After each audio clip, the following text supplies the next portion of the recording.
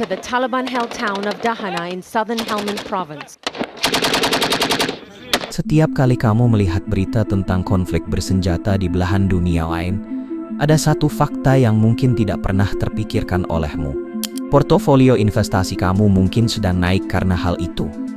Kita selalu diajari bahwa perang adalah tentang politik, ideologi, atau kebencian.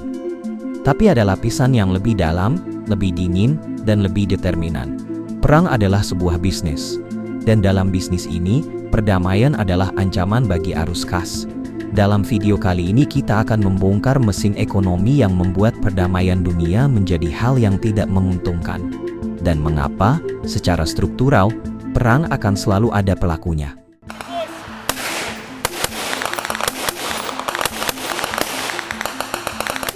Konsep ini bukanlah teori konspirasi baru. Pada tahun 1961, seorang jenderal bintang 5, Dwight D. Eisenhower, memperingatkan dunia dalam pidato perpisahannya. Kita harus waspada terhadap perolehan pengaruh yang tidak semestinya, baik yang disengaja maupun tidak, oleh kompleks industri militer.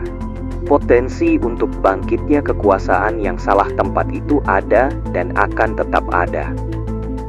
Eisenhower bukan sedang meramal. Dia sedang mendeskripsikan sebuah mesin yang sudah berjalan. Mari kita lihat datanya. Menurut Stockholm International Peace Research Institute, SIPRI, pengeluaran militer global pada 2023 mencapai rekor tertinggi, 2.443 triliun. Itu adalah angka yang hampir tidak bisa kita pahami. Tapi siapa yang diuntungkan?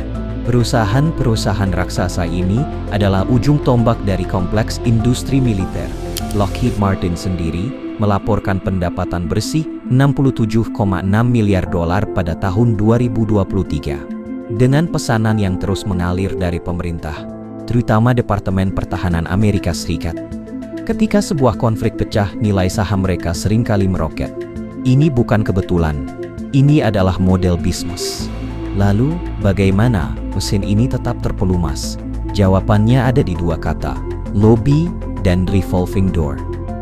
Menurut data dari OpenSecrets.org, industri pertahanan dan aerospace di AS menghabiskan lebih dari 157 juta dolar per tahun 2024 untuk melobi Kongres. Uang itu digunakan untuk mempengaruhi anggaran pertahanan, memastikan kontrak senjata senilai miliaran dolar disetujui. Yang lebih halus adalah fenomena revolving door.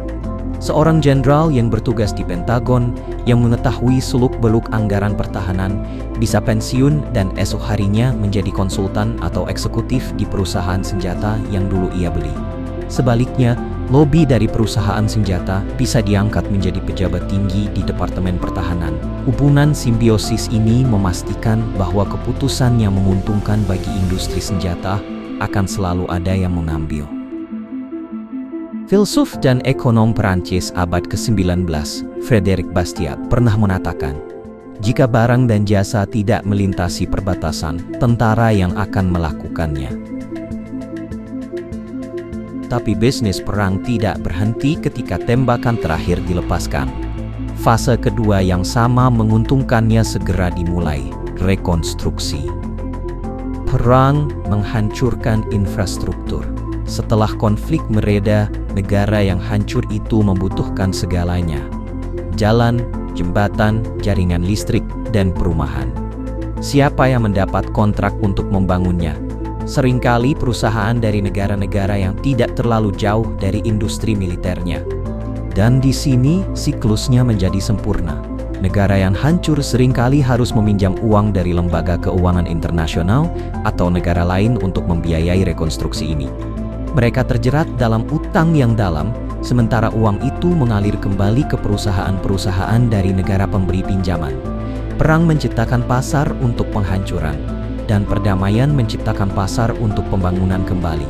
Bagi sebagian pihak, ini adalah siklus bisnis yang sempurna.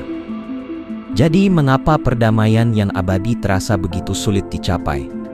Bukan karena manusia pada dasarnya jahat, atau karena kita tidak menginginkannya, tapi karena dalam struktur ekonomi global kita yang saat ini, terdapat terlalu banyak pemain yang memiliki kepentingan finansial yang sangat besar untuk memastikan bahwa perang tetap menjadi pilihan yang layak.